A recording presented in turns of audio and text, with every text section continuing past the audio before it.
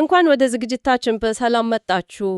ዛሬ የምንመለከተው ኦሪት ዘፍጥረት ምዕራፍ 2ን ነው። ይህ ምዕራፍ ስለ ሰው ልጅ ታሪክ መነሻ ብቻ ሳይሆን እንደ ፍቅር፣ ብቸኝነት፣ ጋብቻ እና ምርጫ ባሉ መሰረታዊ የህይወታችን ጽንሰ ሐሳቦች ላይ ብርሃን ይፈነጥቃል። ለዚህ ጥልቅ ውይይታችን መሰረት ያደረግነውም ተለያዩ የመጽሐፍ ቅዱስ ጥናቶችና ትንታኔዎችን ነው። እሺ፣ እስቲ ከዚህን ጀምር። ምዕራፉ የሚጀምረው እግዚአብሔር አረፈ በሚል ነው። ሁሉን ቻይ የሆነ አካል እንዴት ነው የሚያርፈው? እንደኛ ደክሞት ነው ወይስ ሌላ ትርጉም አለው? በጣም ጥሩ መነሻ ነው። አረፈ የሚለው ቃል ያው እኛ ከድቃም ጋር የምናያይዘው አይነት ርዕስ አይደለም። በዕብራይስጡ ሻባት የሚለው ቃል መሰረቱ ማቆም ወይም ማቋረጥ ነው። ስለዚህ እዚህ ላይ ያለው ሐሳብ እግዚአብሔር ለ6 ቀናት ሲሰራ የነበረውን የመፍጠር ሥራ አጠናቀቀ፣ አቆመ ማለት ነው። በቃ አዲስ ነገር መፍጠር አቆመ ማለት ነው በዛ ቀን። በትክክል አዲስ ፍጥረት አልተጨመረም። ይልቁንም ያው የተፈጠረውን ፍጥረት የማድነቅ የመባረክና የመቀደስ ጊዜ ሆነ። የሰንበት ጽንሰ ሐሳብ መሰረቱ ያው ነው። ይህ የቅድስና ቀን ሐሳብ ግን በሃይማኖቶች መካከል የተለያየ አቀባበር እንዲኖር አድርጓል። አይሁዶች ቅዳሜን ሲያከብሩ፣ አብዛኛው የክርስቲያናው ዓለም ደግሞ እሁድን ያከብራ። ይህ ሽግግር እንዴት መጣ? መሰረታዊ ምክንያቱ ከክርስቶስ ትንሣኤ ጋር የተያያዘ ነው። የጥንቷ ቤተ ክርስቲያን የጌታ ትንሣኤ የተፈጸመበትን የመጀመሪያውን የሳምንቱን ቀን እሁድን የጌታ ቀን ብላ ማክበር ጀመረች። የአዲስ ፍጥረት መጀመሪያ እንደማለት? አዎ፣ ልክ እንደዛ። ይሄ ልማድም ቀስ በቀስ የተስፋፋ ሄዶ በ321 ዓመት የሮሙ ንጉሥ ቆስጠንጢኖስ እሁድ ኦፊሻላዊ የረፍት ቀን እንዲሆን አወጀ። የኢትዮጵያ ቤተ ክርስቲያን ግን ለየት ያለ ባህል አላት አደል? በጣም። የኢትዮጵያ ኦርቶዶክስ ተዋሕዶ ቤተ ክርስቲያን የብሉይ ኪዳኗን ሰንበት ቅዳሜን እና የአዲስ ኪዳኗን እሁድን ሁለቱንም ታከብራለች። ይህም የሁለቱንም ኪዳናት ቀጣይነት ያሳያል። የሚገርም ነው። ስለዚህ 7ኛው ቀን የረፍትና የቅድስና ቀን ሆኖ ተለየ። ነገር ግን ታሪኩ እዚህ ላይ አያበቃም። ይልቁንም ወደ ኋላ ተመልሶ የሰው ልጅ ላይ በዝርዝር ሊያሳየን ይጀምራል። በትክክል ይህ የዕብራይስጥ ትረካ የተለመደ ባህሪው ነው። መጀመሪያ ሰፊውን ምስል ያሳዩና ከዛ ወደ አንድ ነጥብ ጠልቀው ይገባሉ። አዎ፣ አንድ ወሳኝ ነጥብ ላይ ለማጥቆር ወደ ኋላ ተመልሶ ያንን ነጥብ ያሰፉታል። እዚህ ላይም ምዕራፍ 2 ላይ የሰው ልጅ ታሪክ ላይ ትኩረት ለማድረግ ወደ ኋላ ይመለሳል። እዚህ ላይ አንድ በጣም አስገራሚ የትረካ ለውጥ እናያለን። አዎ፣ ያ በጣም ትኩረት የሚስብ ነው። ለፈጣሪ ጥቅም ላይ የዋለው ስም በመጀመሪያው ምዕራፍ ፈጣሪ ከሩቅ ሆኖ ይሁን ያለ የሚያዝ ኤሎሄም የሚለውን ስም ነው የሚጠቀመው። እዚህ ምዕራፍ ላይ ግን ስሙ ያህዌ ኤሎሄም ሆኖ በገዛ እጁ አፈር አቡክቶ ሰው የሚሰራ ይመስላል። በትክክል የተረዳሽ ይመስለኛል። ይህ የስም ለውጥ ብቻ ሳይሆን የባህሪ ለውጥ ነው የሚያሳየው፣ ከግዙፍ ኃይል ወደ ግላዊ ግንኙነት። አዎ፣ ኤሎሄም የፈጣሪነትን የኃያልነትን እና ከፍጥረቱ የራቀ መሆኑን የሚያሳይ አጠቃላይ ስም ነው። ያህዌ ግን የእስራኤል አምላክ ግል ስም ነው። ቃል ኪዳን የሚገባ ከሕዝቡ ጋር የሚራመድ ግንኙነት የሚፈጠር አምላክ መሆኑን ያሳያል። ስለዚህ ሁለቱም ስሞች አንድ ላይ ሲመጡ ያ ታላቅና ኃያል ፈጣሪ አሁን ከሰው ልጅ ጋር ወደ ግላዊና የጠበቀ ግንኙነት እየገባ መሆኑ ነው የሚጠቁመው። እስራኤላውያን ይህንን ስም ያህዌ ብሎ በቀጥታ ከመጥራት ይልቅ ከክብር የተነሳ አዶናይ ወይም ጌታ እያሉ ነበር የሚጠሩት። እሺ፣ ይህ በቅርብ የሚገኝ አምላክ የሰራው ሰው የት ነው የተቀመጠው? ስለ ኤደን ገነት በዝርዝር ይነገራል። በተለይ የኤደን ገነት መገኛ ከኢትዮጵያ ጋር መያያዙ ሁሌም ትኩረቴን ይስባል። አዎ፣ ይህ ጂኦግራፊያዊ መግለጫ ቃል በቃል መውሰድ አለበት ወይስ ምሳሌያዊ ትርጉም አለው? ይህ በጣም አከራካሪና አስደሳች ጥያቄ ነው። መጽሐፉ ገነት በምስራቅ በኤደን እንደነበረችና አንድ ወንዝ ከ4 እንደሚከፍል ይናገራል። ቴግሮስና ኤፍራትስ ዛሬም በኢራቅ ይገኛሉ። ልክ ነው። ጊዮን ደግሞ የኢትዮጵያ ምድርን ይከባል ይላል። ይህም ከአባይ ወንዝ ጋር ይያያዛል። ታዲያ ቃል በቃል መውሰድ ካለን የገነትን ትክክለኛ ቦታ ማግኘት እንችላለን ማለት ነው? እዚህ ላይ ነው ነገሩ ውስብስብ የሆነው። ምክንያቱም የጥንት ዓለም ኢትዮጵያ የሚለው አጠቃቀም ከዛሬው የተለየና ሰፊ ቦታን ያካትት እንደነበር ማስታወስ አለብን። እውነት ነው። እና ደግሞ ምሳሌያዊ ትርጉሙም በጣም ጠንካራ ነው። እንዴት? ለምሳሌ አራቱ ወንዞች ከአንድ ምንጭ ተነስተው ወደ አራቱም የዓለም ማዕዘናት መፈሰሳቸው ከእግዚአብሔር የሚመነጨው ሕይወትና በረከት ለመላው ዓለም የታሰበ መሆኑን ሊያመለክት ይችላል። ልክ እንደ ወንጌል ለዓለም ሁሉ መዳረስ። በትክክል በኋላም በክርስትና አስተምሮ አራቱ ወንዞች አራቱን ወንጌላት እንደሚያመለክቱ ተደርጎ ይተረጎማል። ስለዚህ ቃል በቃል እና ምሳሌያዊ ትርጉሙን አንድ ላይ አድርጎ መመለከቱ የተሻለ ነው። በገነት ውስጥ ከነበሩት ነገሮች ሁሉ ሁለት ዛፎች ላይ ልዩ ትኩረት ተሰጥቷል። የሕይወት ዛፍ እና መልካምና ክፉን የመለየት ዕውቀት ዛፍ። እነዚህ ዛፎች ምን ይወክላሉ? እነዚህ ዛፎች የሰው ልጅ በገነት ውስጥ የነበረው ምርጫ ማዕከል ናቸው። የሕይወት ዛፍ ያው ከስሙ እንደምንረዳው ከእግዚአብሔር ጋር ኅብረት በማድረግ የሚገኝን ዘላለማዊ ሕይወትና ጥበብ ይወክላል። በኦርቶዶክስ ትርጓሜ ደግሞ ከመስቀሉ ጋር ያያዛል አይደል?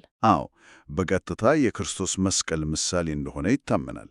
ምክንያቱም በመስቀሉ የሰው ልጅ የዘላለም ሕይወትን መልሶ እንዳገኘ ስለሚታመን ነው። መልካምና ክፉን የመለየት ዕውቀት ዛፍ ግን ትንሽ ግራ ያጋባል። ዕውቀት እኮ በራሱ መጥፎ ነገር አይደለም። ታዲያ ለምን ተከለከለ? በጣም ወሳኝ ጥያቄ። እዚህ ላይ ያለው ቁልፍ ሐሳብ እግዚአብሔር ዕውቀትን እየከለከለ ሳይሆን ሰው ዕውቀትን የሚያገኝበትን መንገድና ጊዜ ነው የወሰነው። በሂደት እንዲያውቅ ነበር ታሰበው። አዎ፣ በብስለትና ከእርሱ ጋር ባለው ግንኙነት ውስጥ ሆኖ እንዲማረው ነበር እቅዱ። ችግሩ የመጣው ሰው ይህንን ሂደት ከመከተል ይልቅ ከእግዚአብሔር ውጪ በራሱ መንገድ ዕውቀትን ለመቆጣጠር ሞከሩ ነው። ልክ አንድ አባት ለልጁ መኪና ቁልፍ ከመስጠቱ በፊት መንጃ ፈቃድ እንዲያወጣ እንደሚፈልገው ማለት ነው። ፍጹም በጣም ጥሩ ምሳሌ ነው። ዕውቀቱ ሳይሆን ዕውቀቱን ያለ ብስለትና ያለ ትክክለኛ ስልጣን መፈለጉ ነበር ችግሩ። ስለዚህ መጀመሪያው ሕግ ወይም ትእዛዝ የተሰጠው ከዚህ ዛፍ ጋር በተያያዘ ነው። ከእርሱ በበላህ ቀን ሞትን ትሞታለህና። ይህ ትእዛዝ ስለ ሰው ልጅ ነጻ ፈቃድ ምን ይነግረናል? ይህ ትእዛዝ የነጻ ፈቃድ ማረጋገጫ ነው። ፍቅርና እውነተኛ ግንኙነት እኮ በግዳጅ ሊሆን አይቻልም። ምርጫን ይጠይቃል። አዎ፣ እግዚአብሔር ሰውን እንደ ሮቦት በፕሮግራም እንዲታዘዘው አላደረገው፣ ምርጫ ሰጠው። እዚህ ላይ ሞት ሲለም በቅጽበት የሚመጣን አካላዊ ሞት ብቻ ሳይሆን መንፈሳዊ ሞት፣ አዎ፣ ከሕይወት ምንጭ ከሆነው ከእግዚአብሔር መለየትን ያመለክታል። ከዚህ ትእዛዝ በኋላ ወዲያውኑ ታሪኩ ወደ ሌላ አቅጣጫ ይሄዳል። ሰው ብቻውን ይሆን ዘንድ መልካም አይደለም የሚል ሐሳብ ይነሳል። ይህ እኮ የዛሬው ዘመን ትልቁ ችግር ነው የሚመስለው። ፍጹም ትክክል ነሽ። በፍጥረት ታሪክ ውስጥ ሁሉንም ነገር ከሠራ በኋላ መልካም ነው ሲል ነበር። ለመጀመሪያ ጊዜ መልካም አይደለም የሚለውን ቃል የተጠቀመው ሰው ብቻውን ሲሆን ነው። ዋው! የሰው ልጅ በማኅበራዊ ግንኙነት ውስጥ እንዲኖር የተፈጠረ ፍጡር መሆኑን ከመሠረቱ ያሳያል። አንተ እንዳልከው በዘመናችን ያለው የግለኝነት ባህል ይህንን ፍላጎት ሊተካው አልቻለም። በፍጹም እንደ ኢትዮጵያ ባሉ ማኅበረሰቦች ውስጥ ያለው ጠንካራ የማኅበረሰብ ትስስር ዋጋው እዚህ ላይ ነው ጎልቶ የሚታየው። ታዲያ ይህንን ብቸኝነት ለመቅረፍ ረዳት ፍለጋው ተጀመረ።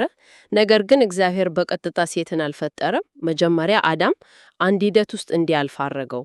እንስሳቱን ሁሉ ሰብስቦ ስም እንዲያወጣቸው አረጉ። አዎ፣ ይሄ በጣም አስደናቂ ሂደት ነው። ስም ማውጣት ማለት እኮ ኃላፊነት ነው። የማሰብና የመለየት ችሎታን ያሳያል። በጣም ስም የማውጣት ሂደት በጥንቱ ዓለም ስልጣንን፣ ምንነትን መረዳትና ባለቤተኝነትን ያመለክታል። አዳም ይህንን ሲያደርግ የእያንዳንዱን እንስሳ ባህሪ እየረዳና እየለየ ነበር። ግን በዚህ ሂደት ውስጥ ሌላ ነገርም ተማር አይደል? አዎ፣ ከእነዚህ ፍጥረታት መካከል አንዳቸውም የእርሱን አይነት ማንነት የሚጋሩ እንዳልሆኑ ተገነዘበ።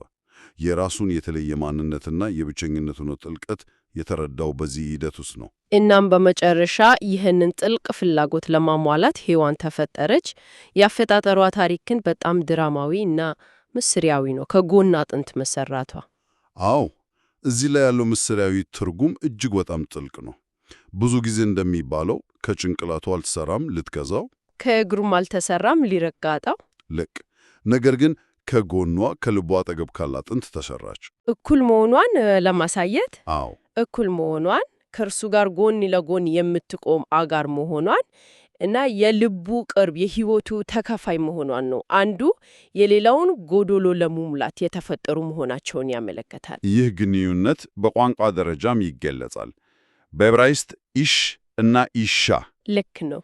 አዳም ሴቲቱን ሲያያት ይህ አጥንት ከአጥንቴ ሥጋም ከሥጋዬ ናት፣ እርሷ ከወንድ ተገኝታለችና ሴት ትባል። ኢሽ እና ኢሻ የሚሉት ቃላት ያላቸው የድምፅ ቅረር ከእኔ የወጣች የሚለውን ሐሳብ ያጎላልዋል። በግዕዝ ብእሲ እና ብእሲት እንደሚባለው ማለት ነው። በትክክል ይህ የአንድነትና የማሟላት ሐሳብ ቀጥታ ወደ ጋብቻ መሠረት ይወስደናል። ስለዚህ ሰው አባቱንና እናቱን ይተዋል፣ ከሚስቱም ጋር ይጣመራል የሚለው ሐሳብ እዚህ ላይ ነው የሚመጣው። ይህ በወቅቱ ከነበረው ባህል አንጻር ሲታይ በጣም አብዮታዊ ሐሳብ ነው የሚመስለው። እጅግ በጣም። በጥንቱ ማህበረሰብ በአብዛኛው ሴት ነበረች የራሷን ቤተሰብ ትታ ወደ ባሏ ቤተሰብ የምትቀላቀለው። እዚህ ላይ ግን ትኩረቱ ወንዱ ላይ ነው።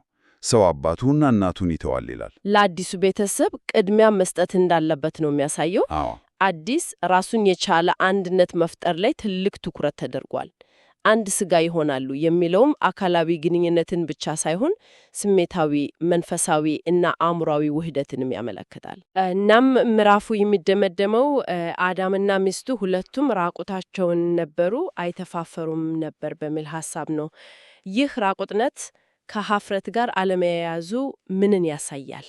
ይህ ራቁትነት ስለ አካላዊ ሁኔታ ብቻ አይደለም የሚናገረው፣ የመንፈስ ንጽሕና ነው። አዎ፣ ፍጹም ግልጽነትንና በፍርሃት በውሸትና በኀፍረት ያልተበከለ ሕይወት እንደነበራቸው ያሳያል። አንዱ ከሌላው የሚደብቀው ነገር አልነበረም። ከፈጣሪያቸውም ጋር ምንም አይነት መጋረጃ ሳይኖር ይኖሩ ነበር። ኀፍረት የሚመጣው ለመደበቅ ስንሞክር ነው ማለት ነው። ልክ እነሱ ጋር ያ አልነበረም። ፍጹም የሆነ መተማመንና ንጽሕና የነበረበት ሁኔታ ነው። ዛሬ በኦሪት ዘፍጥረት ምዕራፍ 2 ውስጥ ስለነበረው የሰው ልጅ ታሪክ መነሻ፣ ስለ ግንኙነትና ጋብቻ ጥልቅ ውይይት አድርገናል።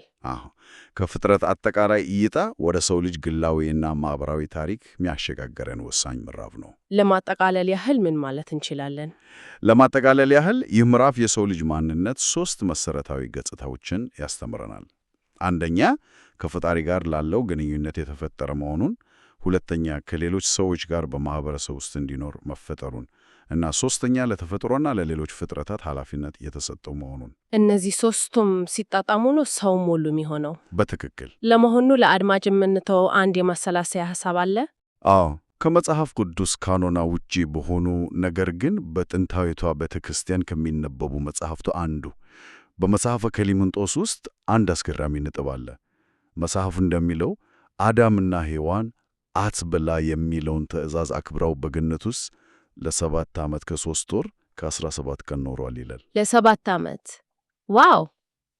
አዎ፣ ይህ ፍጹም ስምምነት ለዚህ ያህል ረጅም ጊዜ ከቆየ በኋላ ፈተናው መምጣቱ ስለ ታዛዥነትና ስለ ጊዜ ምን ያስተምረናል? ለዓመታት የገነቡት መልካም ነገር በአንዲት ቅጽበታዊ ውሳኔ ሊፈረስ መቻሉ ስለ ሰው ልጅ ተጋላጭነትና ስለ ምርጫዎቻችን ክብደት ምን ይነግረናል?